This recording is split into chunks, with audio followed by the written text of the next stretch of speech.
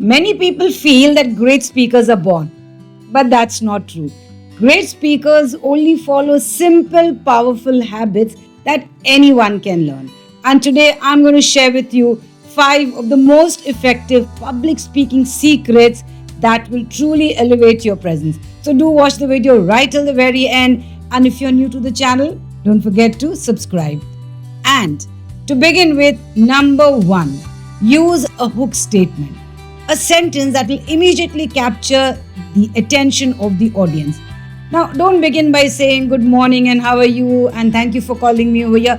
Yes, it is polite, but then it's so common and so predictable. The audience already knows you're going to say that. So, when you begin with a hook statement, begin either by asking a question or just use a bold statement or maybe a short story that's relatable to your topic. When you're asking a question, see that it doesn't have just a yes or a no answer. For example, if you say or if you ask that, do you think children should be banned from taking part in reality shows? Now, it'll just be a yes or a no answer. But instead, if you ask, what are the advantages and disadvantages of children taking part in reality show? This will put the audience also in a thinking mode and they will also start thinking. Or you could just make a bold statement. I feel children should not be banned from taking part in reality shows. That again is putting the audience in a thinking mode. Or you can just begin by a short, relatable story. Number two, create your presence. When you walk on the stage, don't start talking immediately because that is what sometimes people do while the audience is still settling in. So just walk at your normal pace on the stage, stand comfortably at a place, and then make eye contact, just maybe for 2 or 3 seconds. And then again after that, take a pause for a few seconds. Now, this pause is very powerful and it sends a silent message that yes, you are confident and you are in control of today's program. Number three, group in threes. You know, the human brain loves patterns.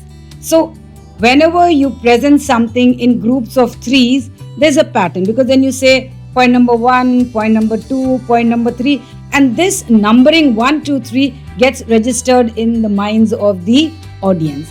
And number three, number is not very large, it's small, and people can easily remember it. So 3 can be your magic number. And when you present your points in sets of threes, it sounds more or less complete. For example, we say past, present, future, or we talk about problem, solution, result. So whatever is your topic, what were we talking about? If you're talking about the reality show, what is the problem that is being faced? Do children really face problem? So what is the solution? Is the solution only just banning them from the shows or something else? And if the effective measures, actions can be taken, what will be the result? So this way, when you say sets of threes, points of threes, it is easy for the brain to remember what you are saying. Number four, speak to one person at a time. Now, this is basically maintaining eye contact with the audience. Now, when we talk about eye contact, it doesn't mean that you have to scan the entire audience like a flashlight or a beam, but just focus on one person, maybe for a few seconds, complete a short point, and then move to the next. Now, in this, you can begin either from the left side, then speak to someone on the right side or the middle, then go to the back. We usually follow a zigzag pattern. Someone in the front, left, someone behind, middle, then someone again in front, right, or whatever you feel complete, so that you have the attention of the entire audience by focusing on someone at a time. This way, you will be more effective in presenting whatever your viewpoints are. Point number 5, circle back to the beginning. Now, these are your final words, your closing sentence that the audience will carry with them. Few points from the beginning, yes, they may remember.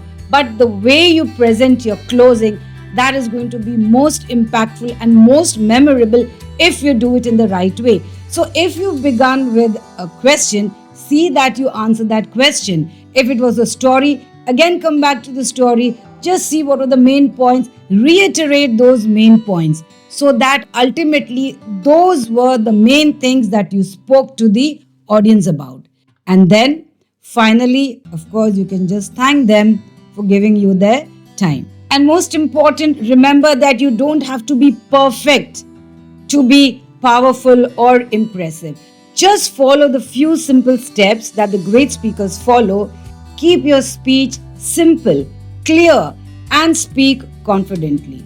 Because after all, great presentations aren't about impressing anyone, but it's about impacting the audience.